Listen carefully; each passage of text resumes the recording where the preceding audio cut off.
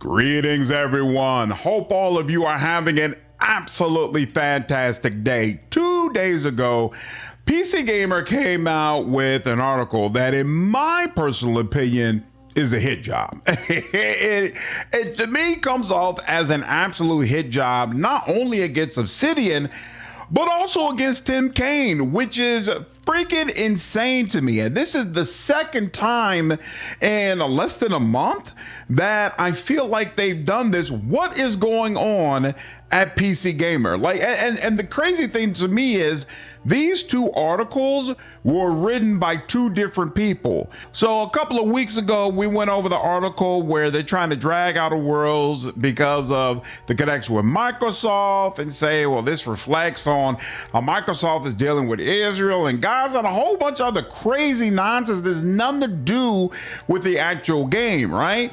And now we have a different PC Gamer article that is trying to ridicule them for not saying that Outer Worlds 2 is supposed to be a deliberate critique of capitalism, which, again, I don't agree with at all. I know I love Pillars of Eternity. I love so many games that Obsidian has done. So I readily acknowledge I could be biased when it comes to Obsidian, but this reeks to me of being a hit piece. Let's get into it and maybe you all will tell me something different. So the title of this article is Obsidian says that Outer Worlds 2 isn't a deliberate critique of capitalism, which is even more ridiculous than the time Fallout's co-creator said that isn't either. Shouldn't it be said that it isn't either? But y'all let me know. Anyway, so this is written by Joshua Wolins, and it goes on to say that the game Outer Worlds 2 does not intentionally make a critique of capitalism. So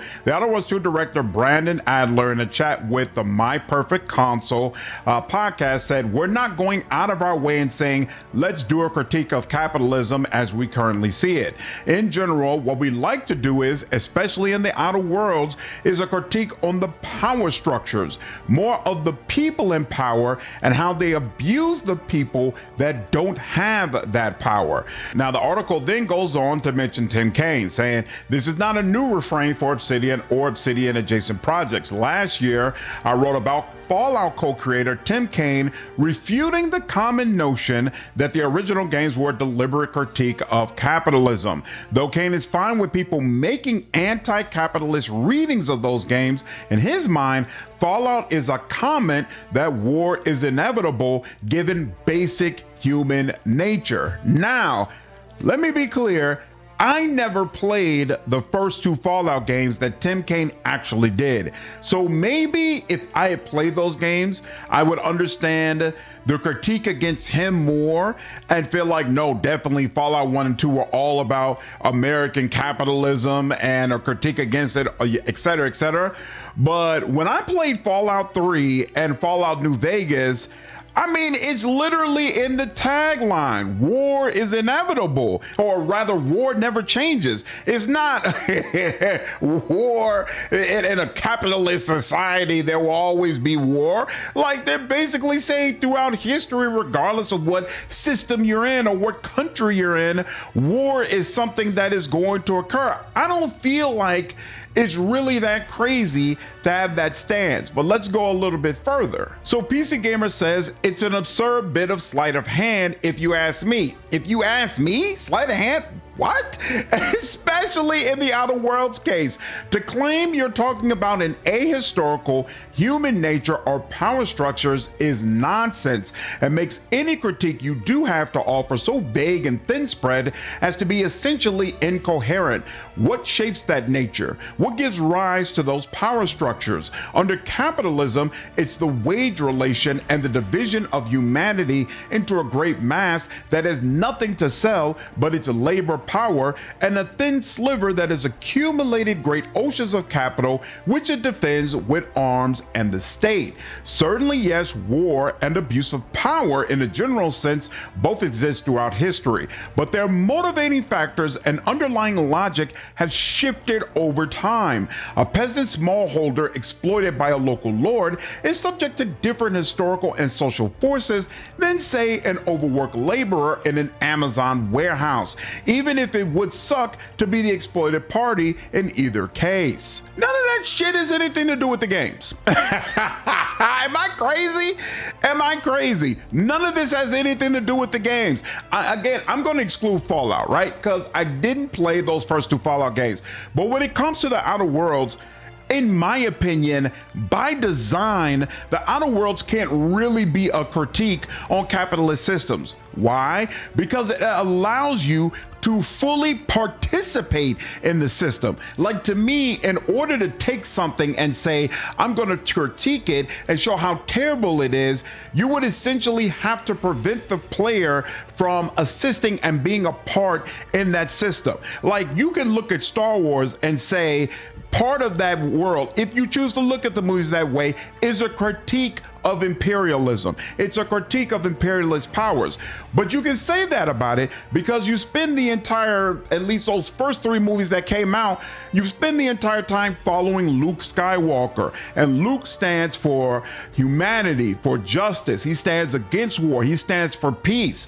And so it makes sense when it's positioned in that manner for it to be a critique against those forces that are clearly contrary to where Luke Skywalker stands. But in the Outer Worlds and the Outer Worlds 2, you are placed in this system where capitalism has clearly run rampant and is destroying all kind of lives, but you are essentially forced to participate in that system and be a positive force for it when it comes to the corporations who are doing all these evil things. One of the criticisms that a lot of people have about the Outer Worlds 2 that I didn't really think about before because I didn't play it more than once, and so I couldn't expand upon this, but Outer Worlds 2 doesn't really have a neutral path for you to go down. There's really no way for you to say this whole system is shit and I'm going to stand outside of it and really just try to fight to help the people. That's not possible. Essentially, you have to choose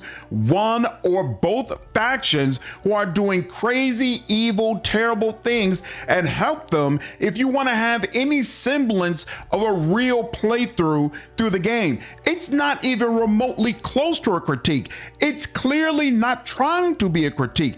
It is just a straight up parody. And so for me, the criticism doesn't really make sense because it would be different if Outer Worlds was trying to position itself as making a critique on these systems and then failing to do so or doing so in a very weak fashion. But it is very, very clearly not trying to be a real full critique on these systems. And frankly, it wasn't marketed as a critique on these systems that was really going to make you think about the world and about capitalism and, hey, maybe we should go with socialism instead because capitalism is so terrible. It was never marketed that way. The first game wasn't that way. So why are you releasing these hit pieces talking about, well, it's not critical enough and that's why these devs are clearly being cowards for their corporate overlords? Stop! Stop, man. This is so goofy to me. And this is so incredibly goofy. Again, if I'm being biased, if I'm misinterpreting something, if I'm connecting dots that you all feel like are unfair, let me know down in the comments. But the moment I saw this, I was like, come on, bro. Come on. And again, the real problem is probably me, because I keep expecting PC Gamer to be better.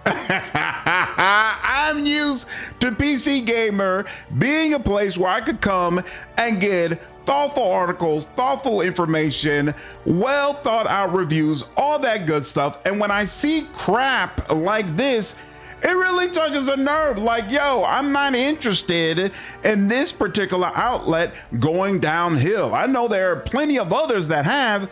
I got a real low tolerance for this being one of them. I'm a CRPG player. I need PC Gamer to have a certain editorial standards. Come on, man. Come on. Anyway, that's the video. Hope y'all enjoyed it. If you did, subscribe, hit that like button. I would appreciate it. Hope all of you had a good time watching this. I'll see you in the next video. Take care.